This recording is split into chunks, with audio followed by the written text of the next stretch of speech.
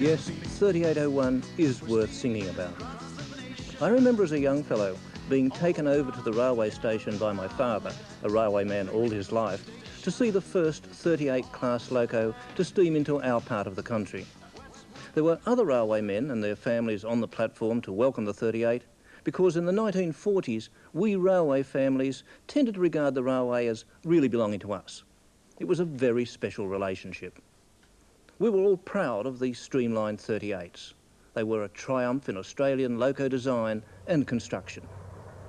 Thousands of steam trains were built in Australia during the golden age of steam, but few captured the imagination of people everywhere like the 38 class. The class leader, 3801, went on to become a legend in steam. From the archives of the ABC and steam buff Jim Powe, we've compiled this tribute to 3801. It's also a tribute to the men and women of the railways and the preservationists who've worked so hard over the years to keep 3801 on the rails. So sit back and enjoy the story of one of the world's great steam locomotives, 3801. The first of the C38 Pacific class type locomotives took shape on the floor of the Clyde Engineering Works in Sydney in the early 1940s. They had a 462 wheel design with 6 coupled driving wheels. The boiler system was capable of producing the highest boiler pressure in Australia, 245 pounds per square inch. All this added up to one of the most powerful passenger locomotives in the country. And that was big thinking back in 1938 when the plans were being prepared. The first 5 of the class were built at Clyde, and all these were streamlined. The other 25, without streamlining, were built in the workshops of the New South Wales Government Railways, 13 at Everleigh in Sydney and 12 at Cardiff in Newcastle. The design of the 38s represented a big leap forward in the shape of Australian locomotives. The head of the design team, Chief Mechanical Engineer Harold Young, was probably influenced by American design trends of the time, but insisted that the 38 was an Australian locomotive in its essentials.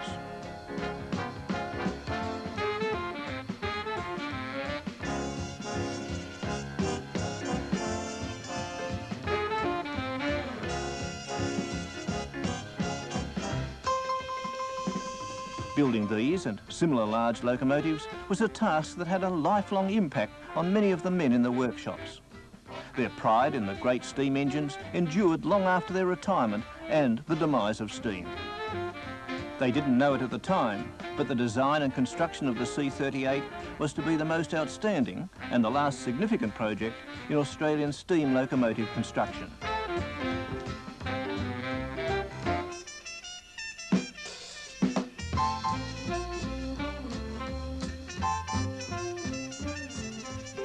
.3801 went into service in January 1943.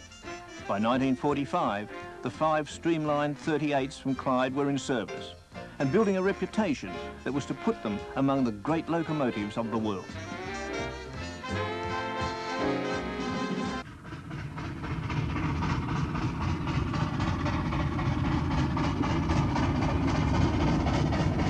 .3801 with a Newcastle flyer. Nowhere were the 38s more concentrated than between Sydney and Newcastle, Australia's busiest rail route. They ran the Brisbane Limited, Brisbane Express, the Daylights, the Night Mails and the famous Newcastle Expresses, better known as the Flyers.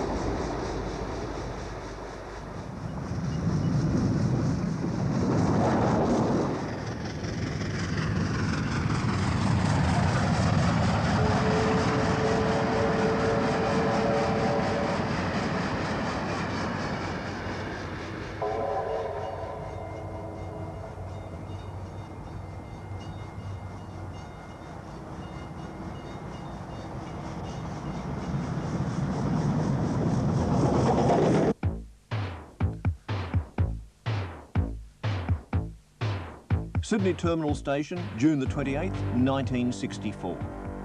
The Sydney Tramway Museum had arranged a special event for Class Leader 3801, an attempt on the 1938 Sydney to Newcastle rail speed record of 2 hours, 10 minutes.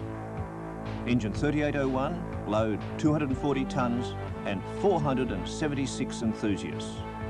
The timetable, 2 hours, 9 minutes, time to the half minute.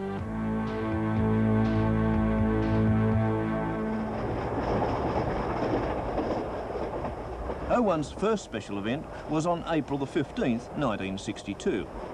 It worked the last Melbourne Limited from Junee to Albury.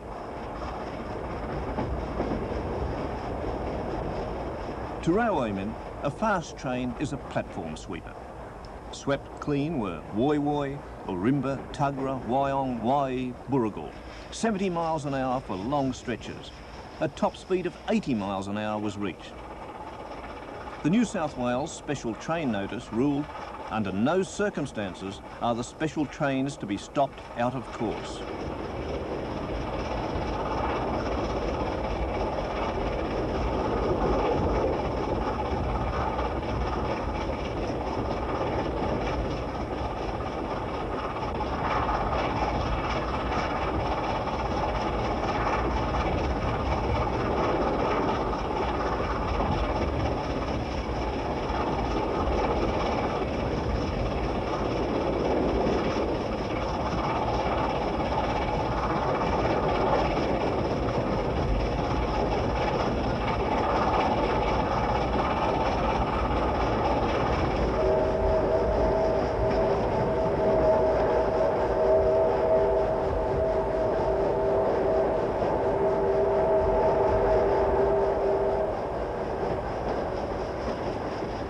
Wasted whistles, a signals check near Newcastle. Passengers and crew angrily watched the seconds tick by. However, for engine and crew, a triumph. 2 hours, 1.5 minutes, a record, and it still stands in 1988. Time was lost on the return by confusion in Sydney Yard, and an assured new record of under 2 hours was denied.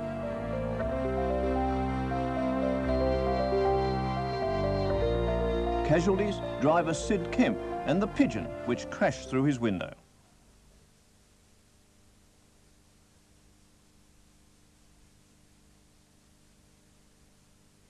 Steam's time was running out. Even 38s were to be found on the scrap roads. 3801 had been set aside in 1962, reprieved and overhauled in 1963, and set aside for static preservation in October 1965.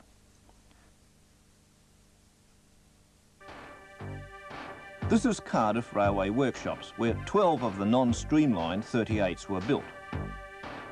Following an offer of financial assistance from the New South Wales Rail Transport Museum, the Railway Department agreed to a heavy overhaul for 3801 instead of another 38 class loco. 01 was transferred to Cardiff.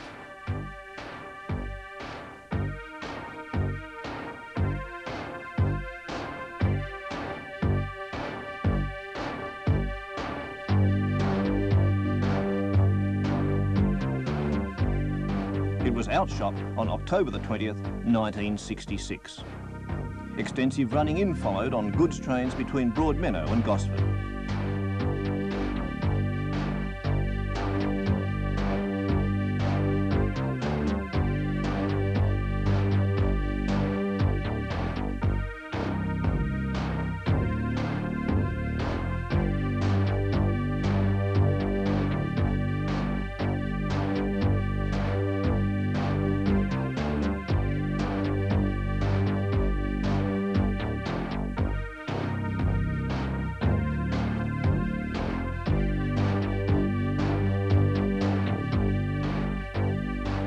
Then on Sunday, November the 6th, like the mythical Phoenix, 3801 was alive and ready to return to Sydney, with sister engine 3830 and a trainload of museum members.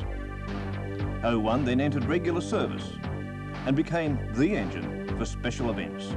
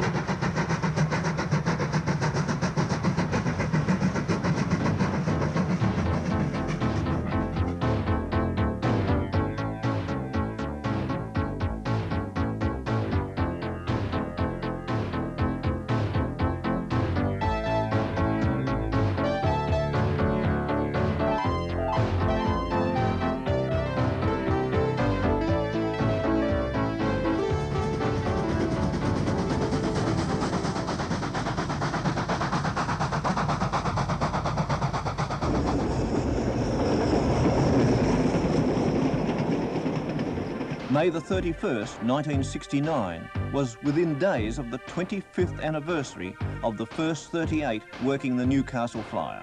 The Rail Transport Museum approached the department to allow 3801 to work the regular down morning flyer and the up midday flyer from Newcastle. Electric locomotives had hauled the flyers as far as Gosford for 9 years, and all steam was soon to go. So it was an indication of the department's high regard for 3801 that it agreed. 3801 had no trouble keeping to the normal tight timetable with an increased load.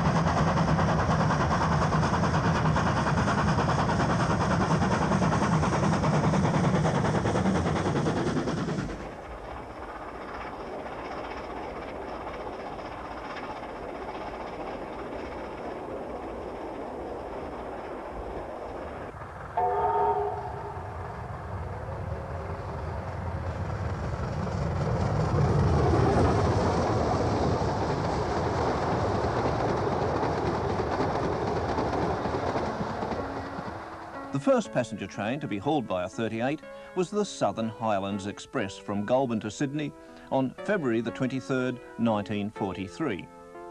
The 38 was 3801. Here, 26 years later, on Saturday, October the 11th, 1969, 01 draws the same train, the ceremonial last scheduled steam train to Sydney.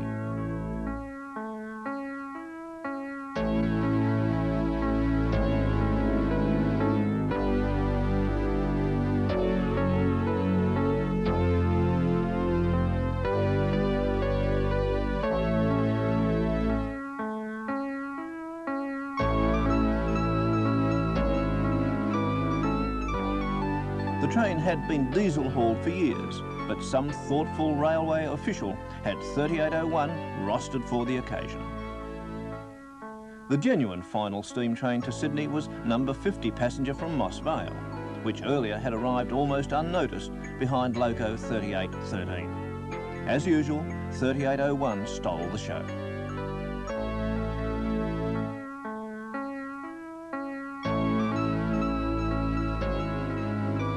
Yet planning was well advanced for 3801's epic journey across the nation in 1970, followed by a steaming to Maree, South Australia in 1972. Australia's most famous and most travelled locomotive had one more very special journey to make, and that was during Easter in 1973.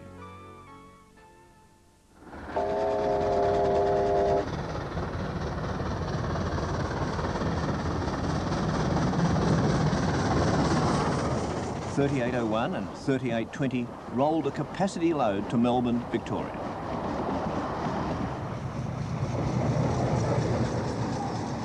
The standard gauge went through in '62, and only then was it possible to travel between Australia's two biggest cities without changing trains.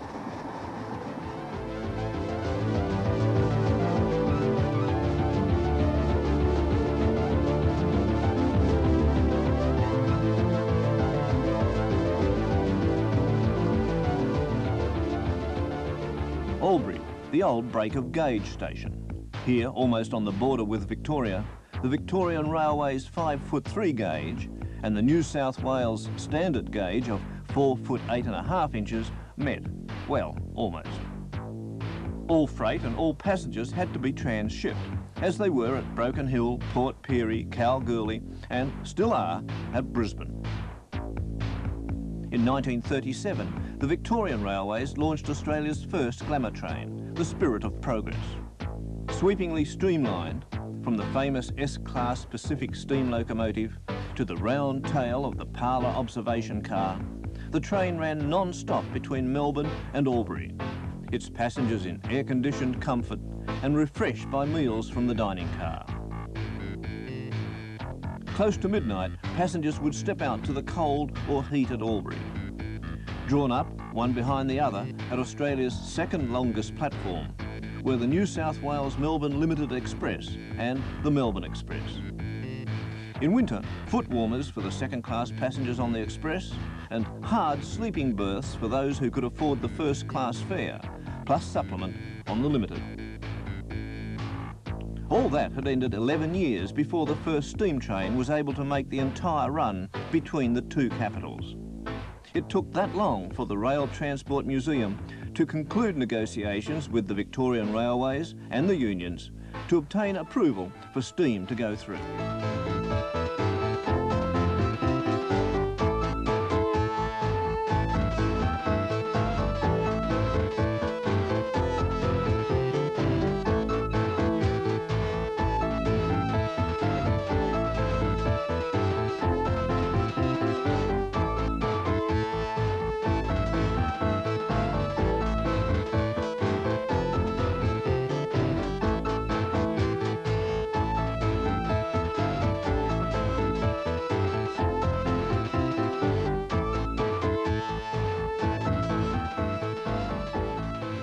Glenrowan, a typical Victorian country station and heart of Ned Kelly country.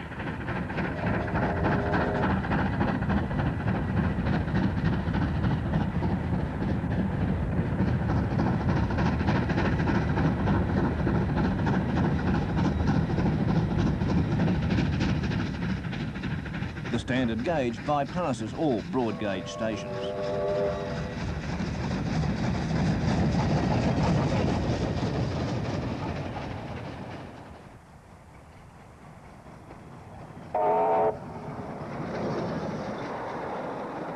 Victorian enthusiasts came up the northeast broad gauge line to meet the foreign special and steam back to Melbourne behind Hudson R707, running parallel with the New South Wales train.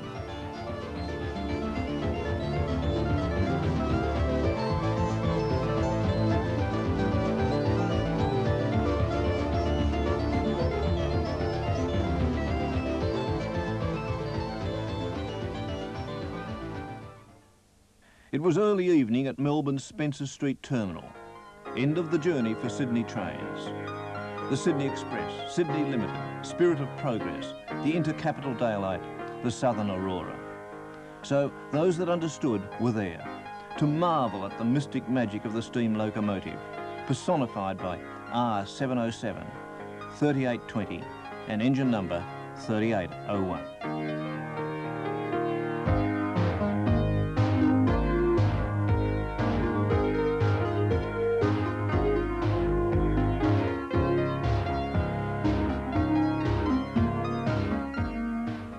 Only 3 years ago, 3801 showed the scars of more than 40 years of faithful service in the SRA.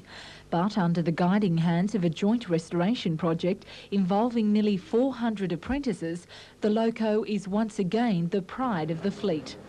She was recommissioned in Newcastle today, capturing an era of steam. To make sure things were kept rolling smoothly, 97-year-old George Webber, a former driver in the time of steam, was there to lend a hand.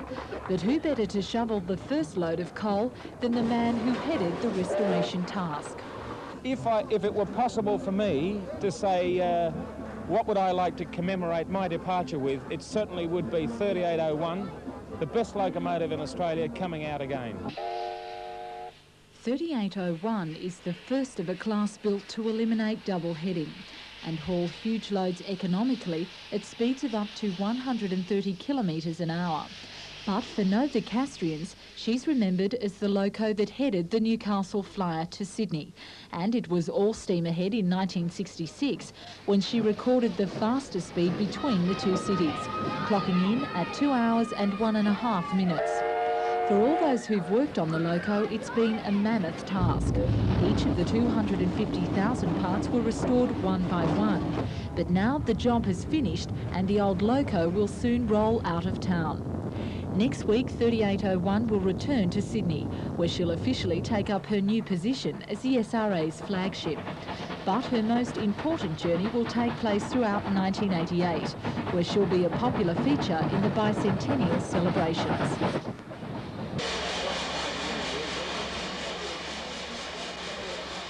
November the 29th, 1986, and 3801 stands ready at Newcastle station for its official return to service after restoration and rebuilding.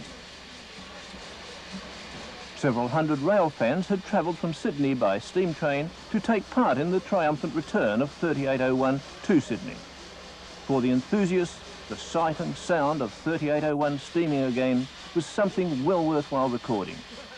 This was the end of 10 years of enforced retirement, due mainly to boiler defects. It had taken the State Dockyard Workshops 3 years to restore 3801, and now it was ready again to take its place as the premier working steam locomotive in New South Wales.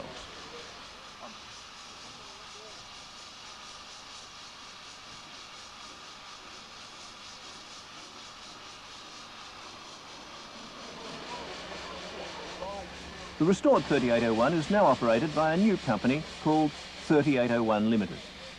The company was formed by the New South Wales Rail Transport Museum, the New South Wales Division of the Australian Railway Historical Society, and the State Rail Authority. The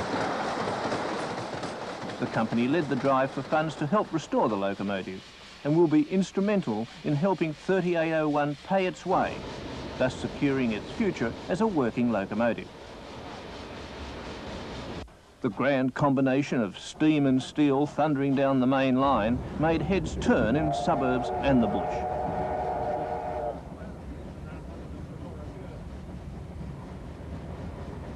.3801 was opening a new chapter in a glorious history that already was the most famous locomotive adventure in Australia.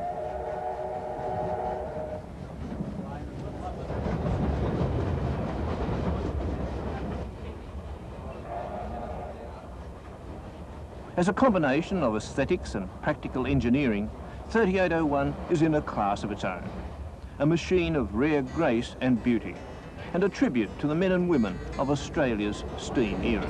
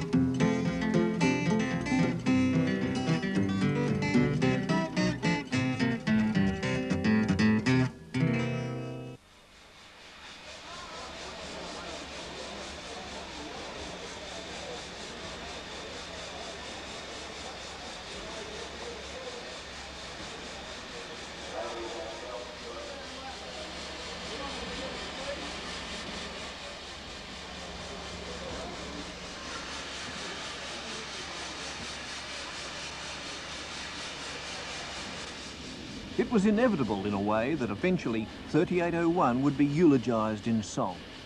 The loco had so much fame and folklore that someday someone had to be inspired to sing about it.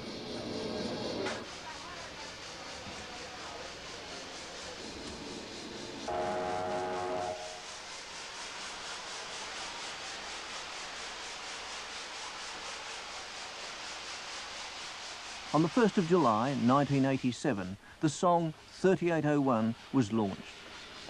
To mark the occasion, the grand old loco hauled a load of special guests from Sydney Terminal to the State Rail workshops at Chullora, where the song was born.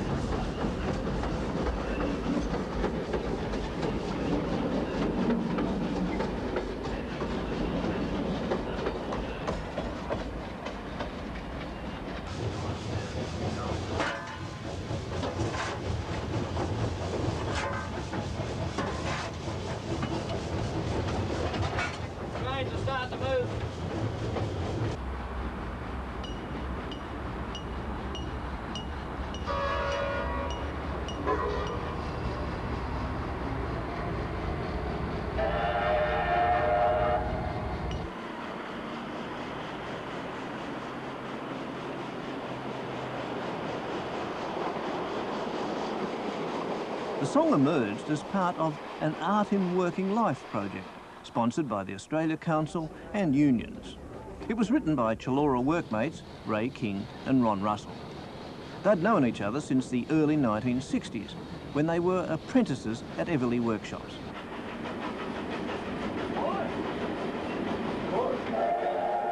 So, for 3801, this was another special day. And on board for the occasion was one of the loco's oldest friends, veteran driver Jack Sparks. I saw this locomotive when it came out of the workshops at Clyde Engineering at Clyde in 1943. And that was the same year that I was appointed a loco fireman in the same month. Although I was in Grafton when I came back to Sydney in 1945, I worked with the engine right up till its last working money-making trip for the Public Transport Commission, and I was then on it as what we know as a senior locomotive travelling inspector on its last trip on the 10th of October 1969. I used to be a fireman and I used to be a driver, and then I used to do many trips with it when it used to go out on historical trains, excursions, all types of trains. And I was even with it part of the time when it went to Perth in 1970. And it's a beautiful locomotive, it's a beautiful machine.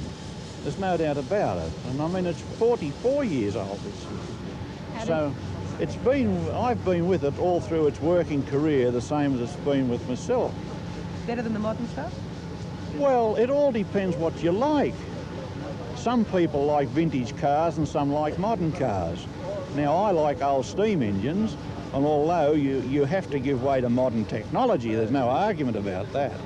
You see, to work that locomotive round about the 1956 era, 1955, when the electric engine started to come out, it would cost to run that locomotive a ton-mile.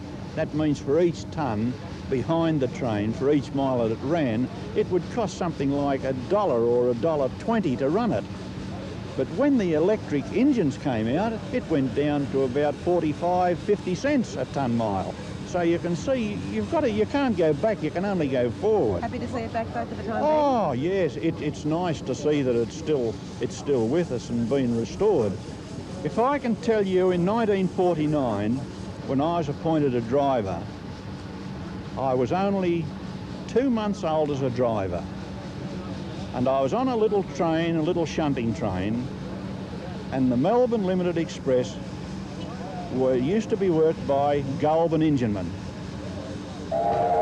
And this particular night, the Goulburn driver took ill, and I was taken off my train and I was sent to the depot to get the locomotive ready to put it on the train of number 3 South, the Melbourne Limited Express. And I was to be relieved by a salaried driver, which was the thing. I expected this, but he didn't turn up. So I went to Goulburn. Now, to be on that locomotive, to sit down there on the Melbourne Limited Express, which was the top train in those days, It was the in thing in those days that you travel by train. You didn't have the great jumbos flying all over the place and great big super coaches and big cars and good roads to travel on. You done it by train, and it was an all-sleeper train. To open up that throttle of that locomotive on that particular night was the ultimate in my career on the railways. That was this train? That was that locomotive. So we came in together, we went out together, and I worked on it all the years that it was with us. So that's my association with 3801. And one thing you can't take away from anybody is memories. And I've got stacks of them. Several hundred railway workers turned out for the lunchtime concert to launch the song. Ray King and Ron Russell and their group Chullora Junction were given a big reception by the workers, many of whom had participated in the Art in Working Life project. What do you say to critics of programs like this? You say it's all a load of rubbish and it's a waste of money. Well, what do you think? Well, all I can say is that I think that's a rather elitist view of art, because it's not the preserve of the opera lovers or the ballet lovers. It belongs to everybody, and workers have and working people in general have a valid cultural expression. I mean, we're not put on this earth just to fix trains and nothing else. We have other things, we have hobbies and all sorts of things, and music is just one part that we've been involved with. I think it gets away from the idea that people are just factory fodder, and your only thing you've got to do in life is come to work, produce something, and go home, watch television, go to the football on Saturday, and that's all you've got to do in life. There's more to life than that, and we're hoping to encourage other people to see that the same way.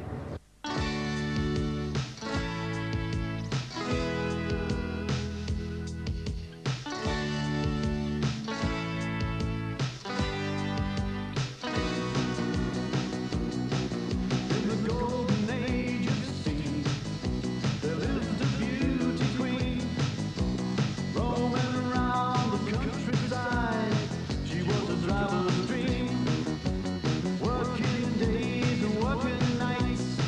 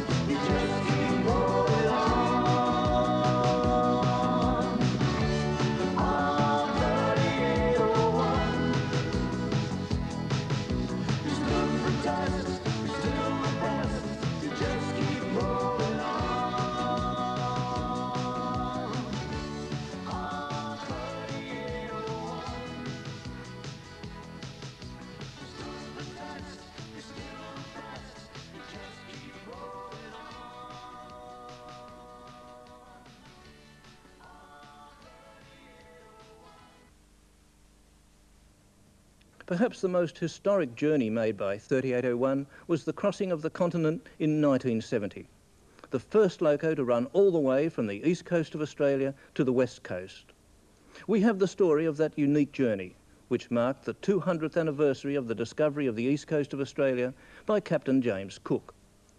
Cook's ship was called the Endeavour, and the train hauled by 3801 was called the Western Endeavour. It was one of the really great train journeys in the history of steam.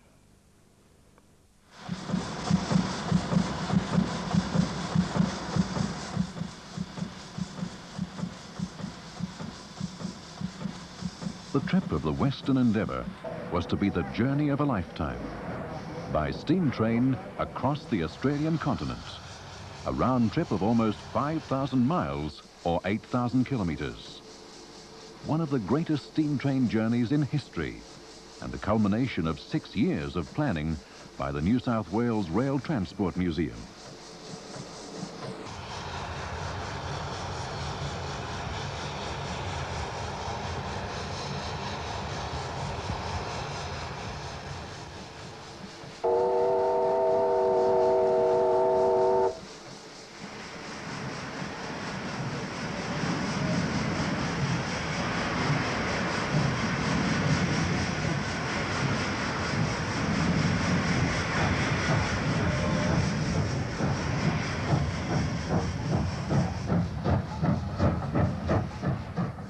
The city of Sydney on the east coast was the departure point for the epic journey, which began on Saturday, August the 22nd, 1970.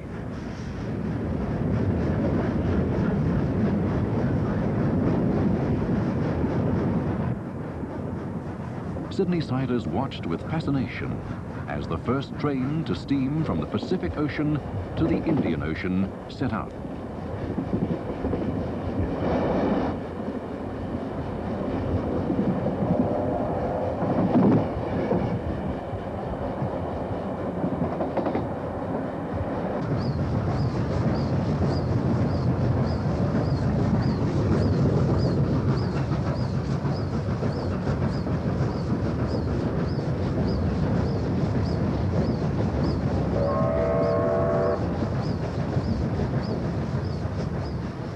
The Blue Mountains of the Great Dividing Range, with grades as steep as 1 in 33, was the first challenge for the two 38-class locomotives hauling the Western Endeavour.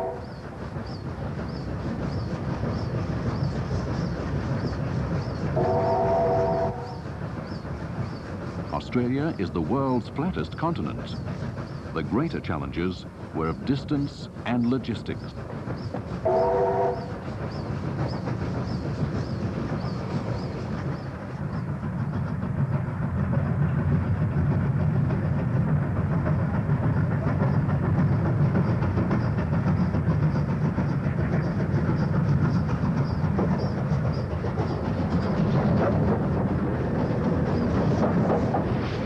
For one of the passengers, Harold Young, this was a proud moment. As Chief Mechanical Engineer of the New South Wales Railways in the 1940s, Harold Young was in charge of the design of the 38 class. It's a great satisfaction to see the locomotive that you had in your mind working. It's you, really. And any carelessness or any mismanagement hurts. It does, you know.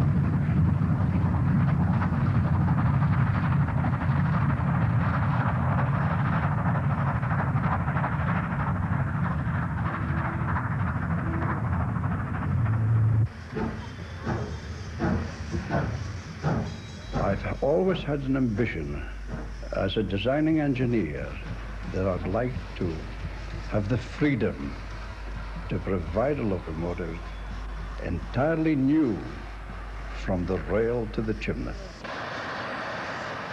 It's a living thing, and it always amazed me that it could go on its own. It would run. I'm a great admirer of the racehorse, and I thought if I could put 2,000 racehorses together, horsepower, it would make a very good locomotive. There it is.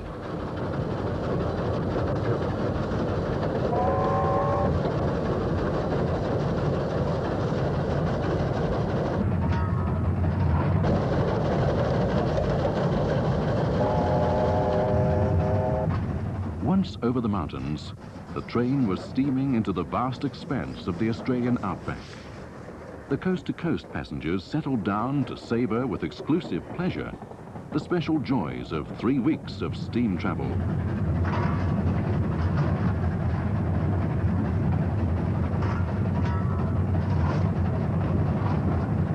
In the loco cabs, the hard work of keeping up steam pressure had its own special pleasure for the crews.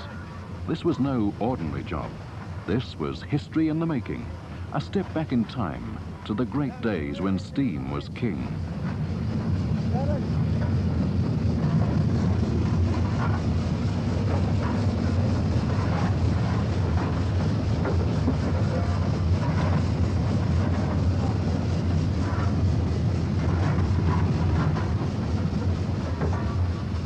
Locomotive 3801, arguably the most famous locomotive in Australia, was to travel to Perth in Western Australia. 3813 would assist in the haul at times as far as Port Augusta in South Australia.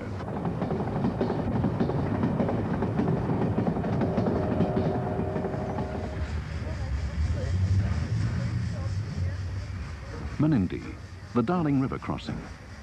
Never before had a 38 been seen this far west.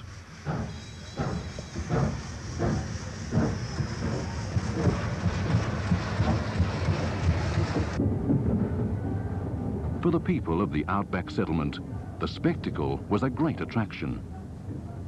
The journey so far had tarnished the engines, so some of the paying passengers went to work cleaning them up. Many of the local children were seeing a steam locomotive for the first time, and it was a memorable experience. Ensuring adequate water and coal supplies on vast stretches of track that hadn't seen a steam engine for many years was a major planning task for the organisers. But for the Western endeavour, nothing had been left to chance.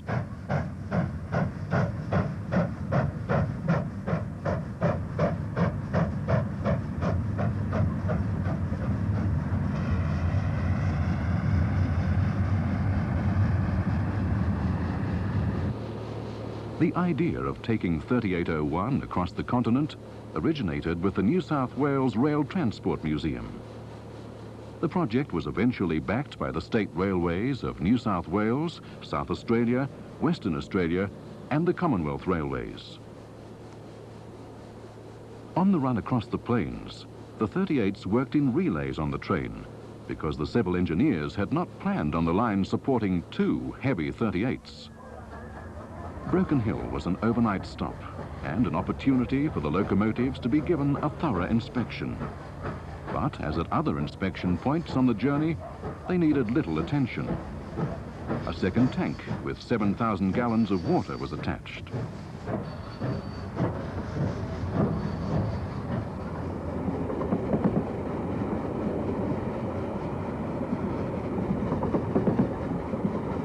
Early next day, the train, manned by South Australian Railways crews and accompanied by enthusiasts in cars, set out on the new standard gauge line to Port Pirie.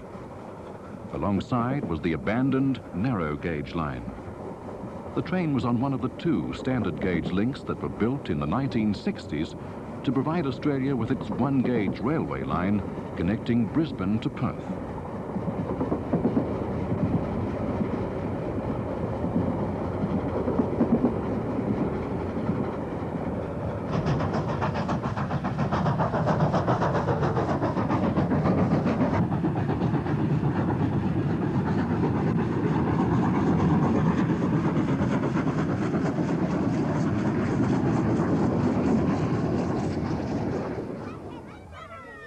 Peterborough was once a major narrow-gauge steam locomotive depot and important rail junction. When the Western Endeavour passed through, the demise of steam was evident. Stored on side tracks, cold and silent, were the 400-class Garretts, some of the 28 steam engines waiting the scrapper's torch.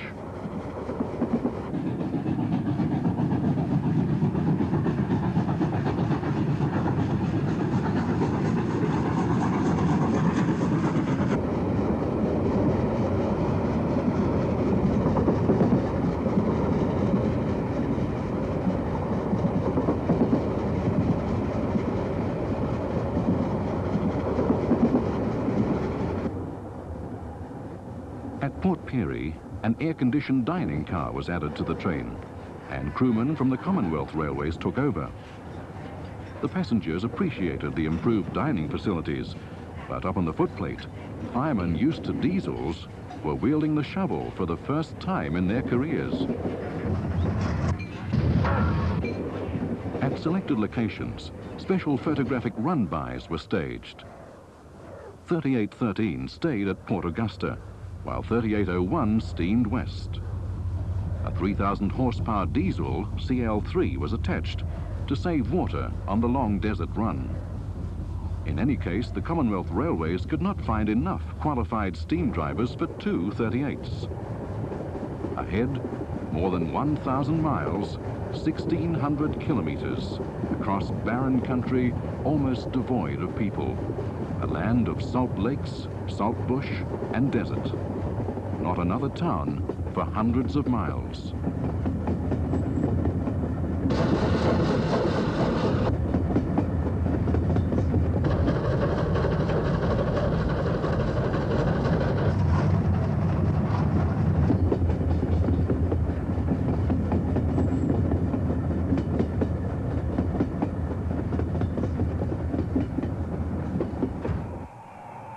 The diesel was sent well ahead for the now memorable photo run-bys.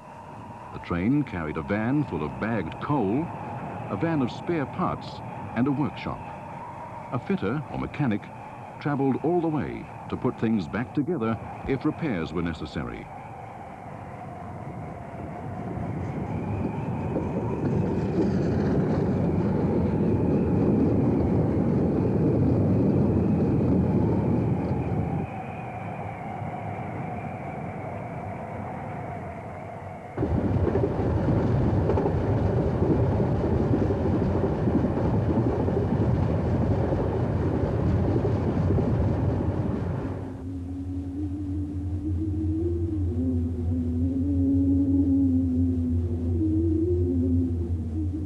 Dusty railway settlement and a short stop to cross an eastbound freight.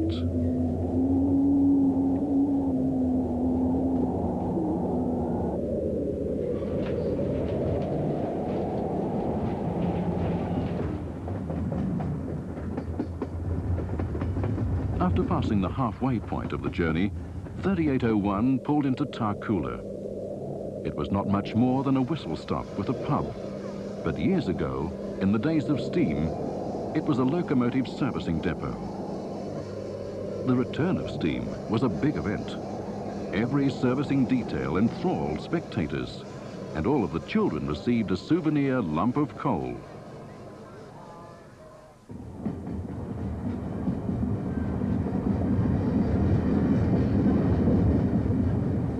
Nullarbor sunrise. During the night, the train had entered the featureless expanse of the limestone plain. Eons ago, the bed of the sea. Rusted relics of the steam age. Cook, in the days of steam, was the main engine servicing depot on the transcontinental line. For this trip, top-grade fuel had been railed well in advance across the country from the coalfields north of Sydney.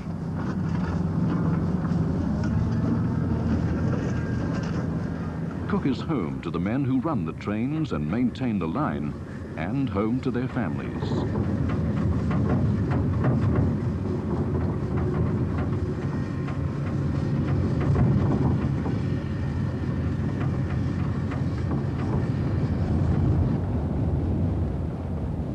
was just a speck on the massive emptiness of the treeless Nullarbor Plain. While the train was at Cook, the last of the motoring steam enthusiasts turned up. They'd become bogged in sand the previous evening, but unbelievably found a bulldozer in the middle of nowhere with the key in the ignition. They used it to haul their car clear of the sand.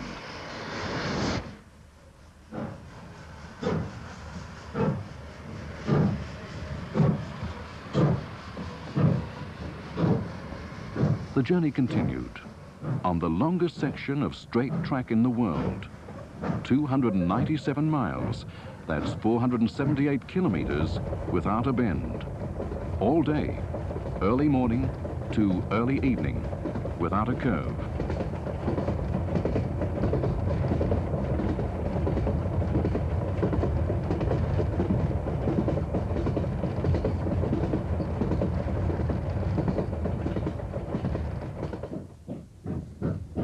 The border with Western Australia, a landmark, and an event worth recording. The first time a New South Wales locomotive had crossed this border.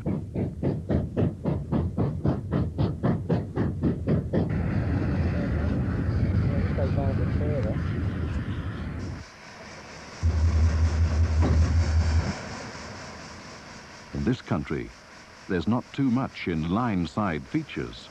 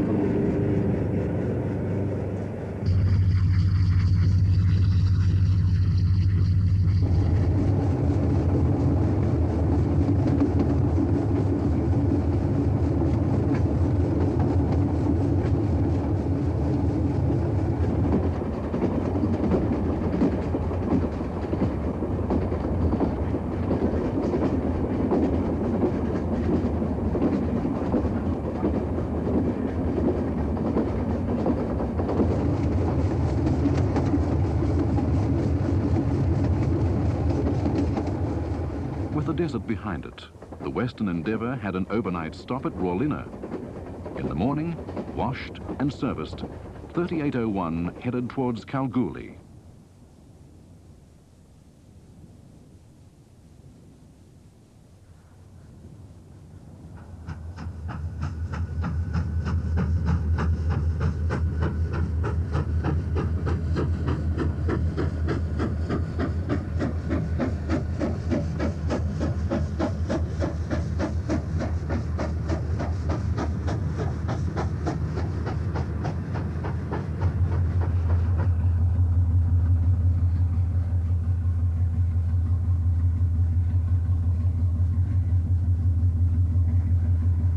Early morning crossing the luxurious eastbound Indian Pacific.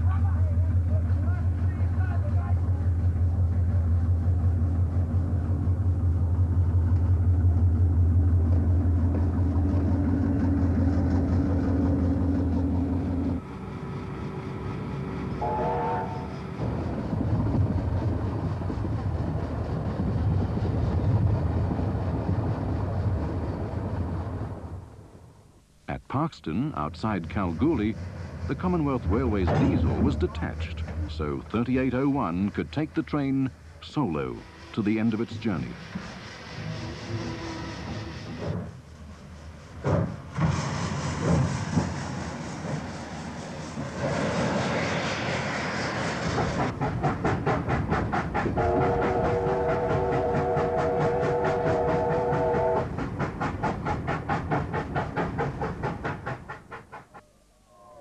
The gold mining city of Kalgoorlie, which has one of the longest station platforms in Australia, the Big 38 got a big welcome.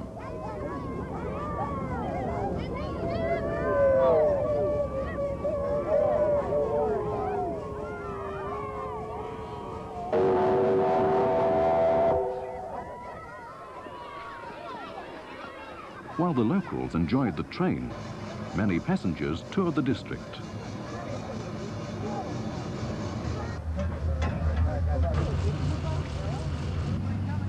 Next day, before the final run into Perth, the crew and passengers gave 3801 a good clean and polish at Merredin.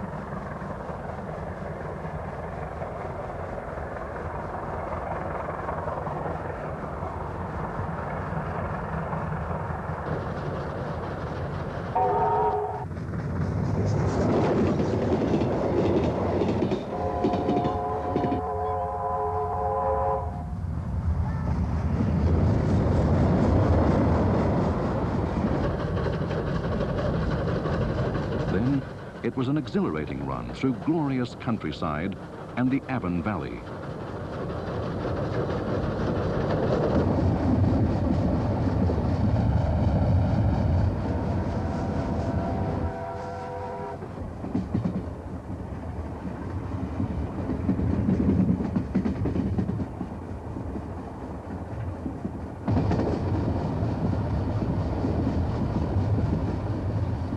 For the 139 passengers, it was a satisfying experience.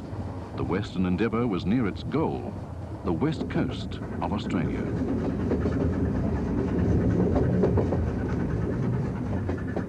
Through the suburbs of Perth, 7 days after leaving Sydney, 3801 was steaming into history in grand style.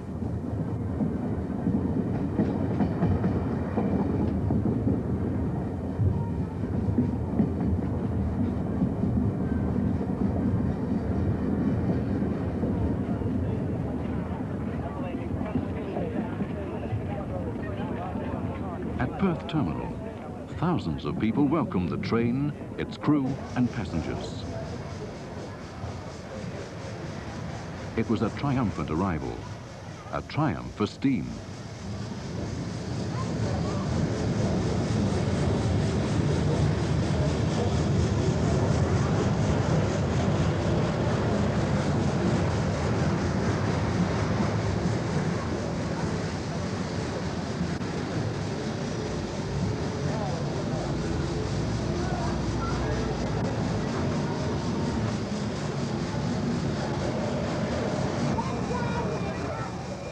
There were bands and speeches to welcome 3801 to Perth. But for those who had so many years earlier dreamed of making such a trip, there was a more eloquent, more satisfying sound. The sound of 3801, alive and at rest, after crossing the continent. You expect it. Well, that's what it should do. You feel it's competent to do it. It's right. It did 12,000 miles a month without any trouble at all. And it's only 5,000 there and back.